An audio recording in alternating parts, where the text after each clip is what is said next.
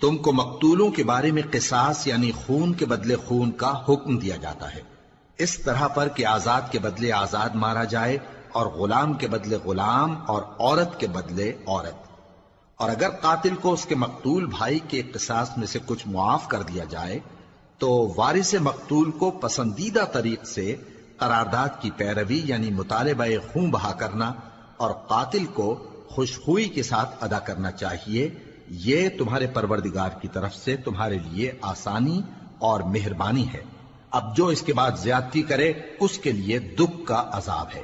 اور اے اہل عقل، حکم قصاص میں تمہاری زندگانی ہے کہ تم قتل و خونریزی سے بچو۔ تم پر فرض کیا جاتا ہے کہ جب تم میں سے کسی کو موت کا وقت آ جائے تو اگر وہ کچھ مال چھوڑ جانے والا ہو تو ماں باپ اور رشتہ داروں کے لیے دستور کے مطابق وصیت کر جائے۔